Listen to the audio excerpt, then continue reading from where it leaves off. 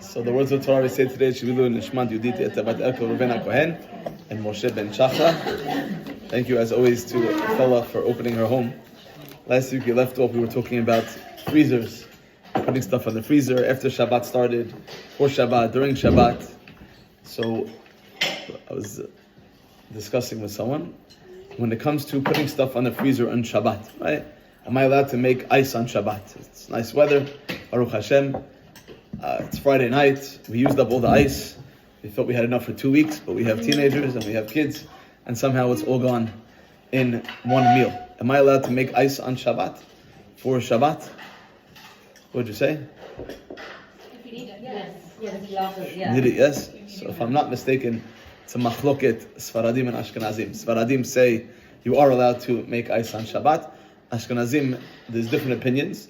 Some opinions say that it is molid, you're sort of creating something that wasn't there. Others say that no, it doesn't matter, because if you take the ice out of the freezer, it will return back to being water, and therefore it's not a problem. It's not that you've created something, because it's not fully created if it can then melt and turn back into what it is. But for the Sfaradim to put something in the freezer on Shabbat, assuming that it's not right before the end of Shabbat, if you're putting it in half hour before Shabbat goes out, and you know there's no way this is going to be frozen in time for Shabbat, then that's hachana, that's preparing for after Shabbat. But otherwise, it's not a problem for the Sfaradim. For Ashkenazim, there's two opinions. So ask your local Orthodox rabbi for the Ashkenazim. Any other questions when it came to freezing stuff on Shabbat? No? Okay. And again, if you have something that you want to now, you have Friday night, you have some leftovers, Baruch Hashem, that also wouldn't be a problem to put into the freezer on Shabbat, if I'm not mistaken, because potentially you can use it on Shabbat. Alright, other things when it comes to mukseh, when it comes to certain peels. Right? You peel an orange. Is that peel usable at all? No. So therefore, is it considered mukseh? Forget about the fact that if it's on the table, I want to move it because I want to clean the table. That's an element of tzarich legufo mkomo. I need the place. I want the table to look clean. I want the table to look nice, so I'm cleaning the table. But let's say it's on the side, it's on the counter in the kitchen. Are those peels considered mukseh because there's no use for them? An orange peel, what would you say? It's not mukseh? No? Give me faces. What are you even talking about? Why would it be mukseh? So peel, can you put it in the bin? So that's basically saying, you peel a banana, you peel an orange, you have an apple peel. Right? You peel the apple for the kid.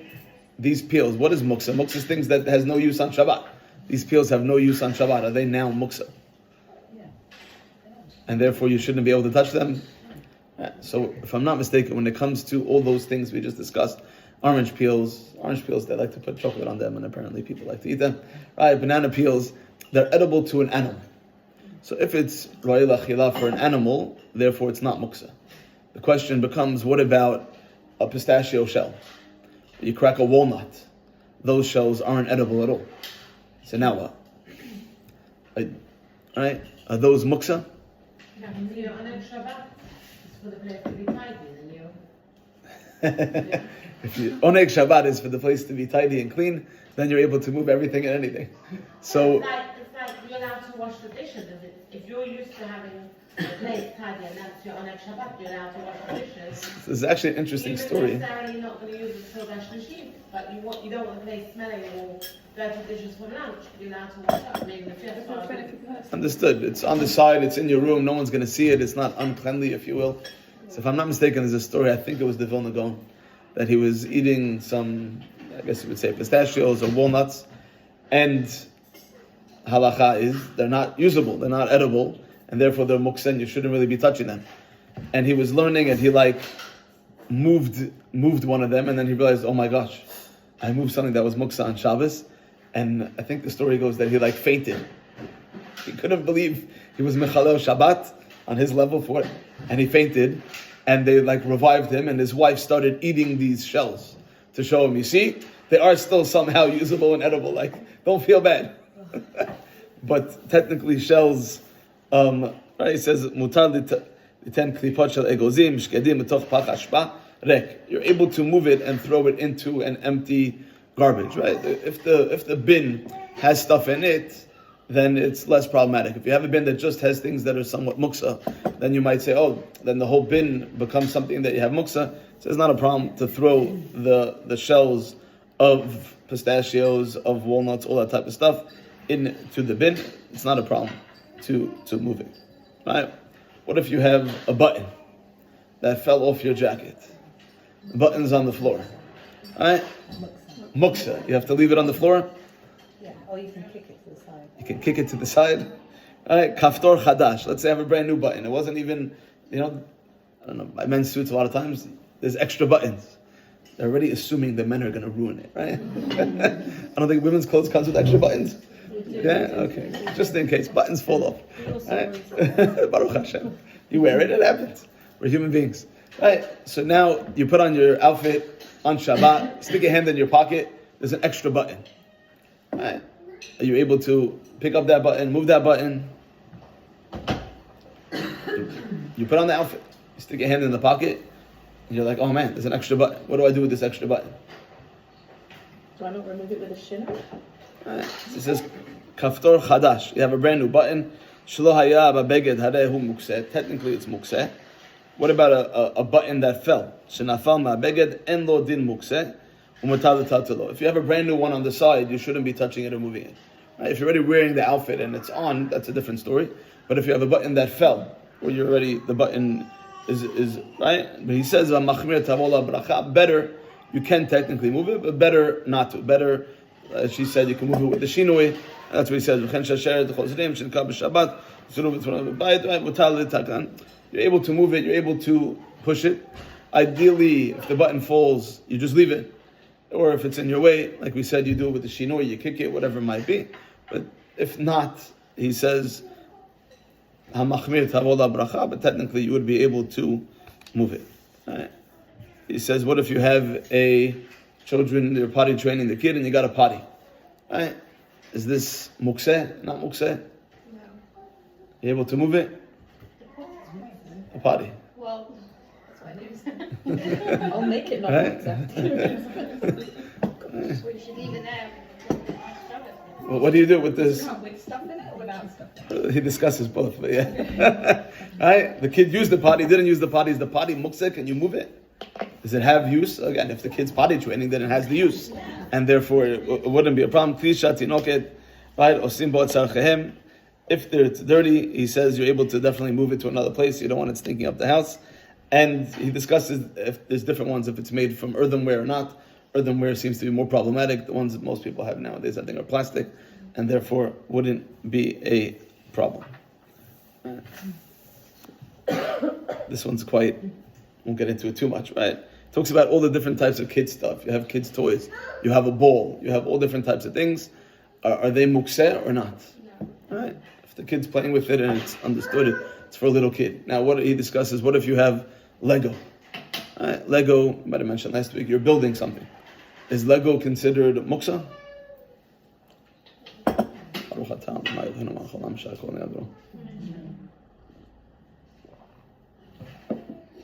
Yes, no? Yes, so when it comes to balls, I wasn't going to go into it. He says that better not to use the ball, better not to play with the ball. Right? You have to pick and choose your battles.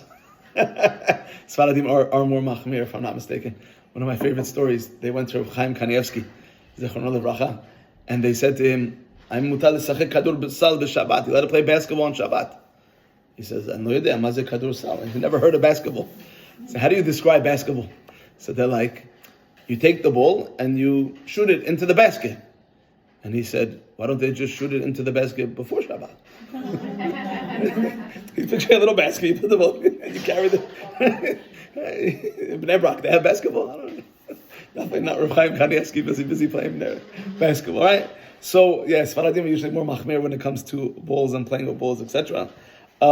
He says when it comes to all kid stuff, and therefore he even includes balls, even if he says adults shouldn't be playing with balls in the muksa, he says for kids and stuff that's very clear that it's for kids, that is not a problem, it's not considered mukseh, it's useful, that's what you're doing. He draws the line, obviously, if something that has batteries that's electric, that's already a different story. Remember, it's not a chinuch class, but I remember hearing from, at the time it was my Rosh Chabura, Rabbi Yossi Stillerman, he was discussing, you have a kid who's 5 years old. 5 years old, they already understand somewhat Shabbat, etc. And you go to your cousin's house that you never go to, right? And they have this brand new toy, and it flies, and it's a drone, and there's lights, and it's unbelievable, right? And this 5-year-old kid, he's just blown away. And he's sitting there touching all the buttons, the lights, the things, the videos, right? What do? Do you stop your kid from playing with this toy or not? What would you say? I once said that if you don't, it's better not to tell them, because then they're doing it and they know it's without you. So this question was posed, my Rabbi Berkowitz, many years ago. There was a chinuch seminar, and there was a panel. And somebody asked this question, this past Shabbat, I went to visit my cousin, we never see them. They had this amazing toy, my kid's 5 years old, and he was busy playing with this toy. Right? Do you tell the kid off or not? I wouldn't. Right. 5 years old. So everybody on the stage said, well, the kid's 5 years old, he understands, you tell him the Shabbos. Shabbos is Shabbos, you can't play with it. Kids understand. Right? My Rabbi Berkowitz apparently said, no, kid's 5 years old. He's 5. He can't. It's the coolest toy you ever saw. He's very excited. What's he going to do if you tell him not to play with it? Take it to the other room and hide it from you and play with it anyways, because the kid can't control himself. It's very exciting for him. He says, and ultimately, what are you training your kid to do? That when the parent says no, the kid just goes and finds a way to do it anyways. He says the kid's only 5 years old. Till he's bar mitzvah, it's all chinuch, and therefore, better either say something once, and if you see the kid can't handle it, just leave it, or don't even bother say anything, because that way, otherwise you're training your kid to beat the system, if you will, to just lie. Officially chinuch is there's hegia lechinuch, where 6, 7, 8, depending on the kids. But technically, everything, the whole element of chinuch is to get them ready for when they're bar and bat mitzvah. So if the kid's 10 years old, again, it's not good, because if they think they could do it when they're 10, they'll think they could do it when they're 12, 13, and 14. But technically, till the age of bar mitzvah, there's no such, the kid's not mechuyav and obligated bar mitzvah to do anything. And therefore, it's all about training the kid. So if you're training the kid to ignore mom and dad and just do it without them realizing, that's not great chinuch. And therefore, my Rabbi said that when it comes to these toys that are muksa, obviously you try and put them away and try and tell your kid. But if the situation, you can't tell your kid, we're going to come back tomorrow. You can't tell your kid, it's Shabbos, they won't be able to handle it. I have a kid who's almost 3 years old. He doesn't understand. The Gemara discusses, when does a kid reach the age of understanding somewhat? When they can go somewhere and there's a toy they really like, and they can understand, this isn't my toy. They leave the toy. And they're able to leave without freaking out, without crying, that's already a certain level of understanding. You have a 1.5-year-old, a 2-year-old, a kid that just turned 2, they don't understand. They're crying. They want that toy, but we're just visiting. This isn't our house. It's not our toy. Kid doesn't understand. There's different stages, different elements of what the kids are or are not able to understand. But if a toy has batteries and a toy is having lights, etc., then we should not be using that toy on Shabbat. This week's parasha, Parashat Chukat, is one of, if not the most loaded parasha in the Torah. Meaning most parashiot have one or two main elements or stories or whatever it might be. Parashat Chukat, we'll get back to, starts with the concept of para aduma, of the red heifer. After para aduma, tuma and tahara, the whole concept of purity and impurity, and the concept of chukim, of there being things in Judaism and in life that we're not going to understand. And each one of those is a different class in and of itself. You also have the concept of Adam ki yamut ba'ohel, person who dies in a tent, and what is and who is tameh, and the things inside the house, what becomes pure and impure, or what becomes impure and what's still pure, etc. And then the rabbis are also mefaresh Adam ki yamut ba'ohel. It means that you have to acquire Torah, Adam shememit atzma aleha. The only way to acquire Torah is you're willing to literally, not chas v'shalom, give up your life. You don't have to, there are things you have to give up your life. But not that you have to be moser nefesh and understand that Torah comes first and foremost. Right? Then you have a 38, 39-year jump in the Torah. Right? Everything that we've had till now, Korach, the spies, the complainers, That was all in year 1 or year 1.5. And what then happens? We jump in our parasha to the last year, to year number 40, and the Torah tells us about Miriam dying, and then the Torah tells us about how there's no water, and the Torah tells us about Moshe Rabbeinu being told to speak to the rock, and he hits the rock, and then the Torah tells us about the death of Aharon. We go to war versus Edom. Right? After that, there is the fact that Aharon HaKohen, once he dies, the clouds, the Ananei HaKavod, were in his merit. So that's why Edom sees the opportunity to attack. Right? We also have all the different kings now seize that opportunity, and they want to come attack the Jewish people. Right? Over here in Art Scrolls showing all the different lands, and Moab, the fact that officially the Jewish people couldn't conquer the land of Moab. How come they couldn't conquer the land of Moab?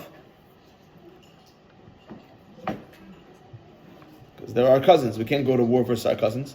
The same way we were upset at them for not greeting us with bread and water. You don't attack family. And if Moab is our family, we can't attack Moab. Right? The son of Lot. So what ended up happening? You had these two giants, Sichon and Og, that they took over the land that Moab had, and then the Jewish people ended up going to war versus Sichon, and then going to war, Sichon Melech HaAmori, Og Melech HaBashan. Right? The Torah is quite packed. Moshe Rabbeinu scared to go to war versus Og. Right? What I think we discussed. Why was Moshe Rabbeinu scared to go to war versus Og? Right? She tells us it wasn't because he was a giant. Everybody sort of paid Sichon and Og mafia protection fees. Right? They were giants. Nobody messed with them. And everybody, we're with him. If you're with Sichon, you're with Og, you get protexia. Where did Sichon and Og come from?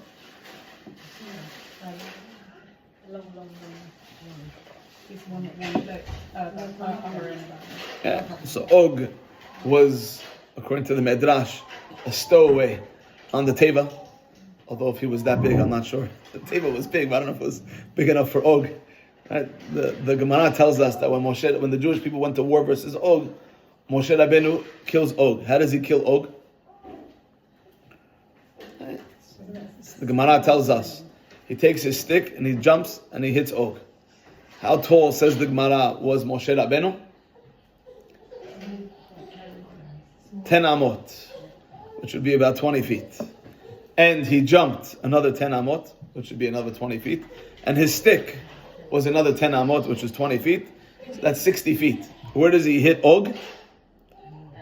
In the ankle. So if you figure out your ankle body to height ratio, right? Your ankle is what? If somebody is 5'5", their ankle is what? An inch or two off? Right? So if 60 feet's Og's ankle, now I think it's the Rajba, he says this is not meant to be taken at face value. The Midrash or the Gemara says that Og was about to crush the Jews. How is he going to crush the Jews? He picks up a mountain to just crush them. And what does the Gemara say? What happened? Anybody? A bunch of ants came and they ate the inside, and therefore it sort of fell on him, and then Moshe Rabbeinu was able to kill him. So the whole story seems quite movie-esque, right? Hollywood-esque. So I think it's the Rajba says this is not meant to be taken at face value. He goes through what is 10 amot, and what is 3 times 10 amot, and the 10 commandments, and the zchut, and the ants using their mouth to be able to eat the mountain is the koach tefillah, and the Jewish people prayed, and it needs its own discussion in class, exactly what, where, why, when. When it comes to Medrashim and certain Gemaras, right, they say it's the same as the stories of the Baal Shem Tov. If you believed everyone happened, if you don't believe everyone could have happened, you're an apikoros. And if you believe everyone did happen, you're a fool. Some are meant to be taken at face value, some not. So you have to know which ones yes and which ones no, and what's the message. When it comes to the Agadita Gemara, when it comes to the Gemara that talks about stories, usually the Maharsha, one of the commentaries in the back of Gemara, tries to take it at face value, unless it's just impossible. And usually the Maharal will always say, no, this is a metaphor to teach us, right? And this is the deeper meaning behind it. But that's one of the examples, not even, it's the Rajba who goes through and elaborates what the symbolism was in each part of the story, but it doesn't mean literally Og was thousands of feet tall. Right? It talks about David and Goliath, David and Goliath. How tall was Goliath? It always bothered me, and then my kids have the little medrash says, says over there he was 13 and a half feet tall. Right? Doesn't sound that big, but if you ever went to an NBA game, I had one time I went to a game. You watch the game and you're like, these guys make like every shot. It's like unbelievable. When you're sitting like, one time my friend had good seats. We're sitting like courtside. These guys are so big when you're next to them. And their hands are already like, when you're close, you're like, how do they ever miss? Like your hand's like right there. Like they're so big. And that's what, 6'5", 6'6", 6'9", 7 feet. Double that. It's ridiculous. And he was obviously quite big and strong as well. But Sichon and Og were definitely giants and much bigger than anybody else, much more powerful, but doesn't mean that Og was hundreds, if not thousands of feet tall, assuming that if you were to take it at face value, his ankle was 60 feet off the ground. Right. But we start the parasha with the concept of para aduma. Now, most people don't have this custom. I was discussing this morning. We finished Pirkei Avot, or we have one Mishnah left with our kids' kollel. So I said, let's do Mesilat Yesharim. Mesilas Yesharim, I said to them, written by the Ramchal. Right. Where's the Ramchal buried? Anybody know? Moshe Chaim Lutzato? You've heard of the Ramchal? That's good. Derech Hashem, Mesilas Yesharim, and Dat Fonot. Where is he buried? So he was from Italy. If I'm not mistaken, he's buried right next to Rabbi Akiva in Tveria. Why? Rabbi Akiva starts learning Torah, if you will, and true life begins at the age of 40, and he's murdered at the age of 120 for teaching Torah in public. The Ramchal passes away at the age of 40. And the Ramchal, he was a very, very, very holy neshama. Most of his books we don't have, they burnt. We'll get back to that in a second. And the last few books we had, like, he was such a holy neshama that the Mesilas Yesharim and the Derech Hashem, that he wrote like in his last year of his life. Because he like sort of came down and started resonating with the people. Like he was such a holy neshama. Why did they burn his books? It was seen a bit as If I'm not mistaken, he lived right after Shabtai Tzvi. What did Shabtai Tzvi do?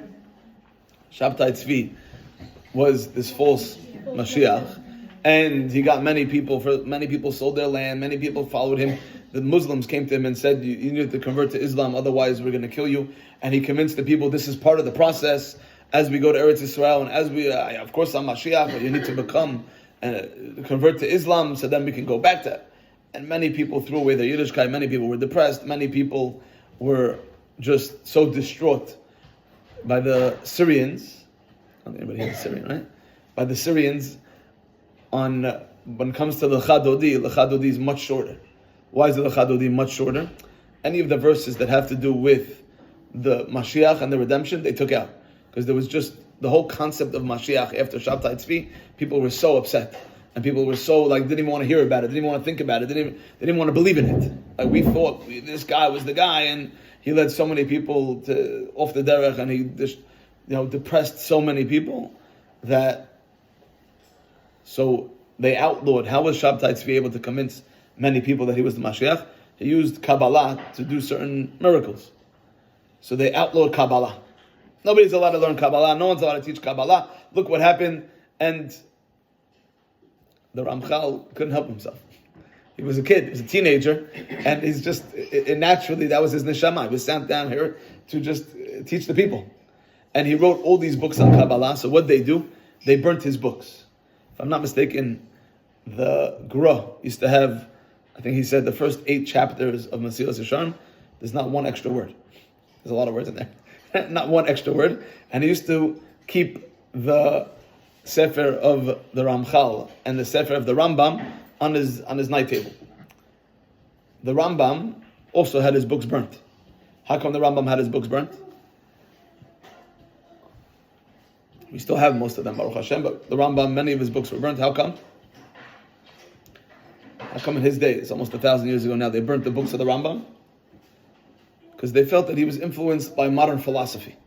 And therefore, because, now, the threat of the day, if you will, and the temptation of people going over the derech, was, we see by the Ramban, Nechmanides, many times he has debates in Colosseums, right? To try and show how the philosophers are wrong, and the Torah is emet.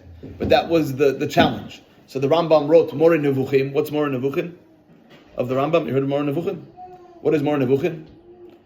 to some extent, a guide for the perplexed, but there's philosophical concepts in there, and then, you're taking the philosophy, you're taking the Goyish concepts and putting them into Torah, instead of looking at everything from a Torah perspective. Right? So they felt the Rambam was wrong, and they burnt many books of the Rambam. Big rabbis. What happened a short while later? There was 24 crates of Sifrei Torah that they burnt in public. Public burning. Back in the day, everything was handwritten. Both books, and obviously Sifrei Torah. They burnt hundreds and hundreds of Torahs, and the rabbis then understood the reason that the Goyim were doing this. Why the Goyim burning our Sifrei Torah? Because what did we do to the Rambam? We burnt his books. You've heard of the book Sharei Tshuva by Rabbeinu Yonah? Why does Rabbeinu Yonah write the book Sharei Tshuva? Because he understands he was one of the people that burnt the books. He was there with all the rabbis, all the Gedolim. He says we're wrong and we need to do teshuvah, and therefore he writes Sharei Tshuva as, to some extent, not to fix, but because he understood we need to do tshuva, and this is the way to do tshuva for burning the books. When they burnt those 24 crates of Sifrei Torah, which parasha was it? Parashat Chukat. So even though most things we commemorate, whether it's good or bad in Judaism, has a date, when it comes to these Sifrei Torah, it's always Parashat Chukat. Some people have a custom, they fast on the Friday preceding Parashat Chukat. You've heard this before? Right? They fast, so Parashat Chukat, what? It was a chok. There's things we don't understand. But when it comes to Parashat Chukat, we know that you have the Para Aduma. Why is it that we bring this Para Aduma? What do the rabbis tell us? Obviously, there's different parts of the Para Aduma. What's the part that's a chok, that makes no sense? You have holy water, if you want to call it that. And the people preparing the water are good, holy people. They prepare this water, they sprinkle it on the person that's impure. And what happens to them? They become impure. That's the part that makes no sense. But our rabbis tell us, why were we told in the first place to bring the Para Aduma? What's the message of the Para Aduma? Right? Cheta Egel. You have the calf. We sinned with the Egel. And says Rashi, quoting the Gemara, let the mother come and clean up the mess of her child. Right. You have a woman, she works in the palace, she brings her child to work, bring your kid to work day, the kid makes a mess. Who needs to clean up that mess? The mom. The mother's responsible for the mess. So, I was looking through my notes, and I don't remember where, but I was listening to a shiur, and years ago, and the rabbi asked a bunch of questions. He says, if you're a cleaner in the palace, or in general, you're going to work, bring my kid to work day. Do you bring a 2-year-old to work? Why don't you bring a 2-year-old to work? Because they're 2 years old, they're going to break stuff. If you have a 12-year-old, you bring that 12-year-old to work? Yeah. The kid doesn't have school, whatever it is, you might bring that 12-year-old to work. Why? Because what's the expectation? He's going to behave. He's 12 years old. She's 12 years old. They're not going to start breaking stuff. And if they break stuff, who should clean it up? They should. Right? Good parenting is you need to teach your kids they're responsible. If they're 2 years old, they don't understand. You do it. Right? My son in playgroup, I don't think he's done it in a while, but the teacher, she's like, I'm not sure what to do with him. Like, he keeps taking the markers and coloring on the wall. Like, okay, so it's not just in the house. That doesn't make it better, but all right. At least he's consistent. Right? 2 years old. What are you supposed to do? Right? My kids are like, I'm like, it's too bad I didn't catch him doing it. Because now what am I supposed to do? Take him over and be like, bad. Like, if he's in the middle of doing it, then that you can associate, you can't do this. To bring him over 3 hours later and say what you did over here, you're just, at that age, not able to comprehend and put two and two together. It's too little. While he's doing it, he understands. Right? You tell the kid you can't go in the street. Show him, street, kid, don't go. Kid doesn't understand. If he starts going into the street, you grab him and you maybe hit his hand a little bit, whatever, then he can associate it. So a little kid, you're not going to bring to work. An older kid, you're going to make sure that they're the ones who clean it up. Otherwise, there's a modern term in psychology called enabling. I remember my mother-in-law, I was married maybe a year, and she was busy packing a suitcase for my brother-in-law, who was like 15, 16. I'm like, what are you doing? She's like, I'm packing a suitcase. I'm like, why doesn't he pack a suitcase? She's like, because I'll need 2 suitcases if he packs, right? I know how to pack it properly. He doesn't know. I'm like, yeah, but what's going to happen want these 25? If you're always packing a suitcase, right? It's not good chinuch. You have to teach him to do it. Show him. Do it with him. But ultimately, he's got to pack, right? I have teenage girls. I don't pack their suitcase. They have to pack their suitcase. You know what I mean? Maybe they need some help fitting in certain things. Okay. But right, we travel often enough, and we usually only travel with carry-ons. People are like, how do you travel with carry-ons? I'm like, to buy a suitcase is like 50 quid each way. Like, we could buy all the underwear and throw it away, and it'll still be cheaper. Right? Then taking a whole suitcase, plus, I don't know, maybe I just have not the greatest mazal, like this past summer. First time in a long time, we took suitcases. They lost 2 of the suitcases. Right? On the whole flight, they lost 2 suitcases, both hours. Baruch Hashem. And then, like, my wife's like, all right, but we get compensation. The kids were very excited. They ran around. They had a shopping spree. I spent like 3 hours on the phone twice trying to get through to them, and like, no answer. I just gave up. But I don't have patience to sit on the phone for hours and hours and hours. And but Baruch Hashem. Ella. Right. So why is the Para Aduma teaching us that the mother needs to come clean up the sin of the child? Either the child should clean up, or if the kid's really, really, really little, then the mother shouldn't be bringing the kid to work. It's not their fault. Right. We know that Moshe Rabbeinu gets upset at the Jewish people when they sin. When does he get upset at them? By the sin of Korach last week. By the sin of the Meragelim. The Jewish people, I remember my Rabbi, we might have discussed many years ago, when it comes to the sin of the Chet HaEgel. If you have somebody, they just started keeping Shabbat. Right. They're 30 years old, they just started keeping Shabbat. And you had a big part in that. You influenced them, you invited them to their Shabbat table, you inspired them, you learned with them, and you're their mentor. And they started keeping Shabbat. 1 Shabbat, 2 Shabbats, 3 Shabbats. After 4 Shabbats, you walk in, and you see her on her phone. Are you going to say, how could you? Shabbat! Take the phone and smash it on the floor? Or are you going to say, look, it's okay. It was very tempting. You wanted to see what's happening. You got a bunch of messages. You wanted to check the news. All right, you kept Shabbat for a month. Next time, you keep it for 2 months, maybe even 3 months. We all make mistakes. Don't worry about it. Put the phone away. Let's start again. All right, what's your tactic? Tactic 1 or tactic 2? Tactic 2. Anybody going with tactic 1? No old school Sephardi rabbis here, right? Right, Baruch Hashem. You need old school Sephardi. How come Moshe Rabbeinu takes the luchot, smashes them, grinds it up, makes the people drink from the water with the luchot that are there, people are dying, like what? Mila Hashem Elai. So our rabbis over there say, no, it's different. If the person, when you see them transgressing Shabbat, says, look, I messed up, the Yetzer Hara got the better of me, okay. But if they say, the whole Shabbat thing, ridiculous. What were the Jewish people saying? What's the reason they built the Egel? Because they thought Moshe was gone. Now they see Moshe Rabbeinu. What should they say? Oh my gosh. They were wrong. What are they busy saying? This is the God that took you out of Egypt. This is the God that took you out of Egypt. That already Moshe Rabbeinu says he can't deal with. If somebody's willing to acknowledge when they make a mistake, that's one thing. But if somebody's not even to acknowledge when it's quite obvious to everybody they made a mistake, that's very hard to deal with. But the rabbis say, but then what does Moshe Rabbeinu do for the people? He davens for them. And he risks himself. Says, erase me from your book. Because Moshe Rabbeinu understood it's only 3 months removed since we left Mitzrayim. They're just starting. They just got the Torah. Only 40 days ago. Only 40 days ago they got the Torah. It's a process. The story with Korach, the story with the spies, they've already been with Moshe Rabbeinu for over a year. They've already been in the desert, getting the manna from heaven, getting the protection, getting everything. At this stage, they should have matured. That being said, parents are always there to help their kids. There's no such thing as a parent not helping their child. The Para Aduma teaches us, no matter what you might have done, we expect you to do teshuvah. There's always a way out. Don't think, that's it, I'm done. There's no way I can do this.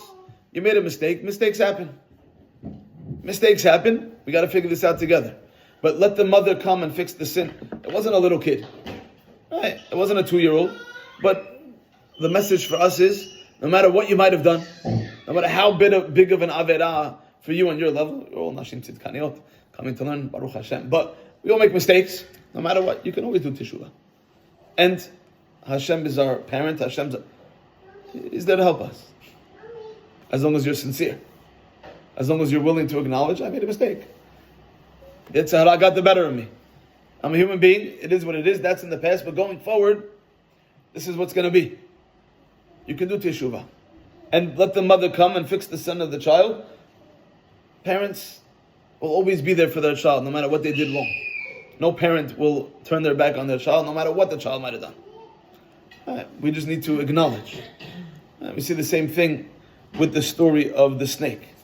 This week's parasha, the Jewish people, you have to remember, it sounds crazy because they already complained last week and 2 weeks ago that they wanted the meat, etc., etc., etc. But this is the end of the 40 years, which I always find fascinating because they have no water and they come to Moshe. Why'd you bring us out here to die in the desert? You've been good for 40 years. Suddenly, there's no water. What were you thinking? Most people probably weren't even born there. We remember Mitzrayim. You don't remember Mitzrayim, nothing. You weren't born there. Anybody between the age of 0 and 40 wasn't in Mitzrayim. Why'd you take us out of Egypt? Right? It's just unbelievable. When people aren't happy, maybe when they're hot and thirsty, it's that much harder. But you come up with the stupidest, craziest, most ridiculous things and complain, right? That's how things work. They come complain to Moshe Rabbeinu. Hashem decides to punish them. How does he punish them? What does he send to bite them? Bunch of snakes. They come crying to Moshe Rabbeinu, we're wrong, we messed up. Right? Oh, Baruch Hashem. I don't know why it's stuck in my head. I must have been like 10 years old. They had one of these comic strips and IVF was like just starting.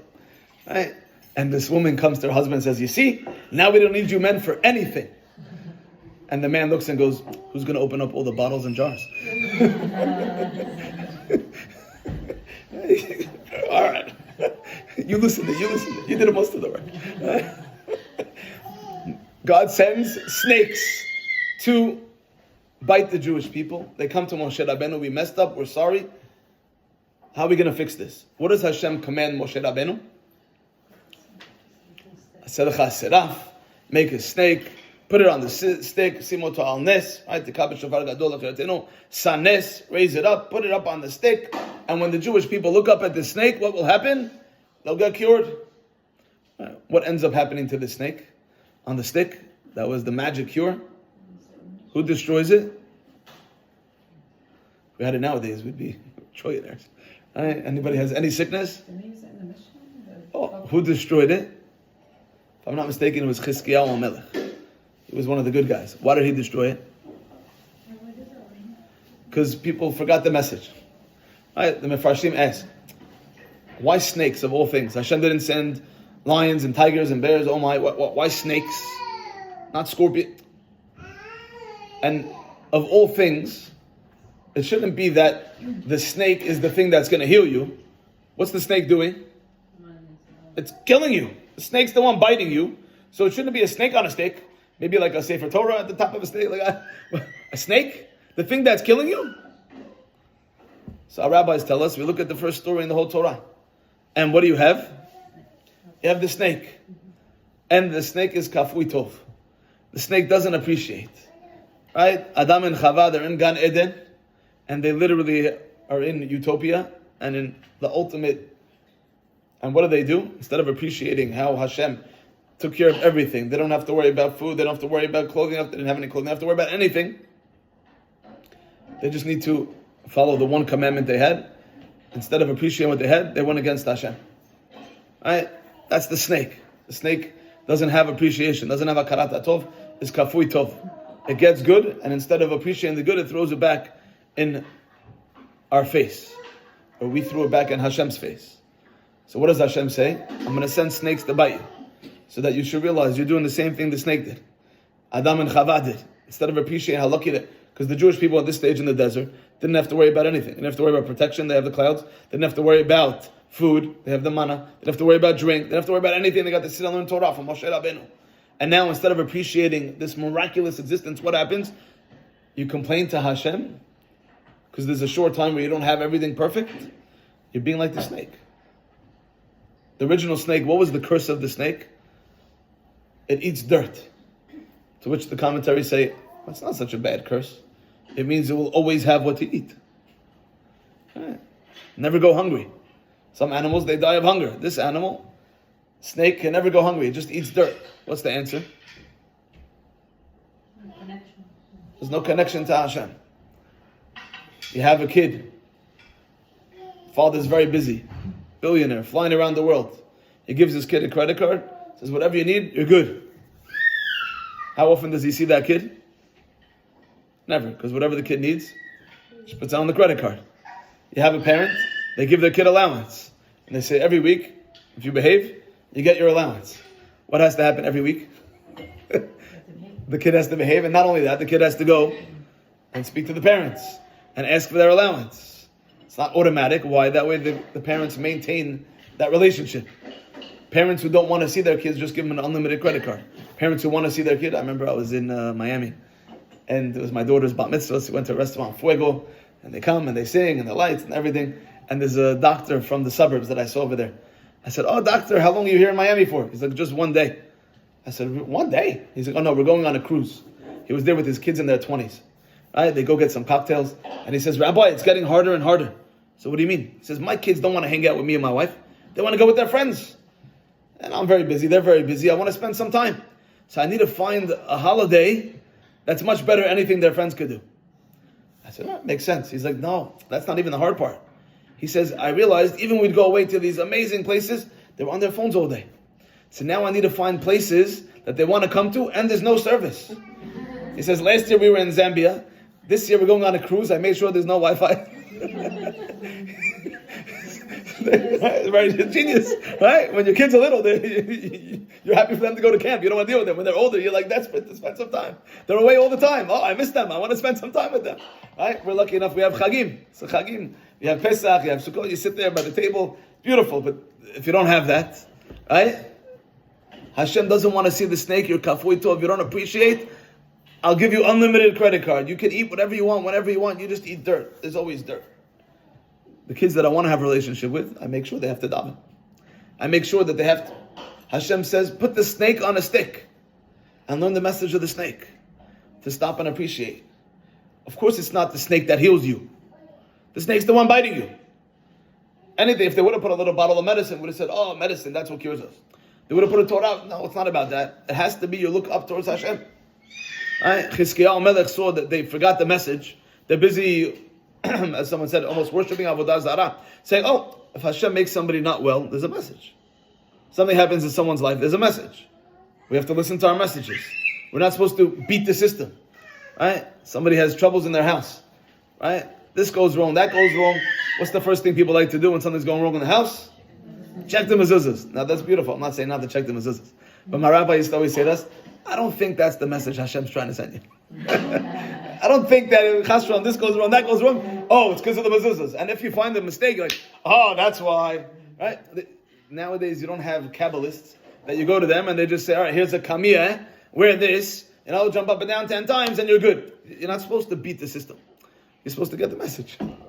Right? There were, and are maybe Kabbalists, there's specific reasons why they did what they did, when they did it, how they did it. But it's not, you're supposed to get the message. Hashem says, if you have snakes, it's because you're acting like a snake.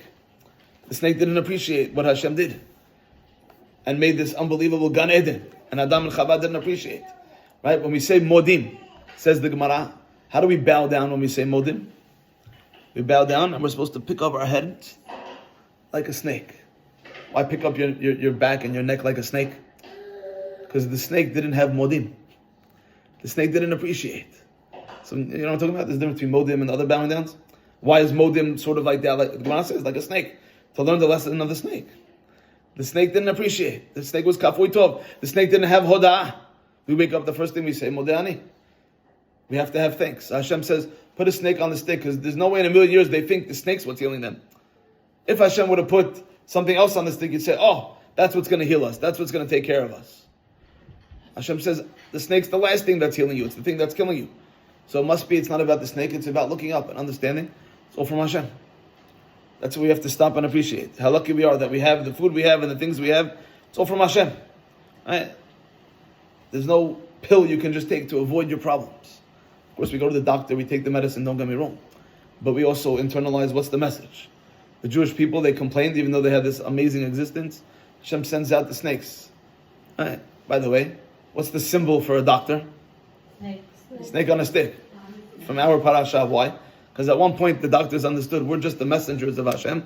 Ultimately, refuah and success and person getting better, who's that from? That's from God.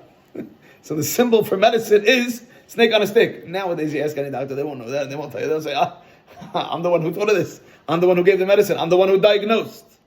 Right? But once upon a time, they understood snake on a stick. It's Hashem that cures. You have to look up and stop and appreciate. Listen to your messages. The mother, she comes and she cleans up the mess of the child. No matter what you do, Hashem says you can do teshuvah. You can do teshuvah. You might have messed up. Doesn't matter. Doesn't make any sense why this happened. There's a chok. True. But the mother can come and clean up the mess of the child. No matter what you might have sinned. Acknowledge I made a sin. Acknowledge I messed up. I'm a human being.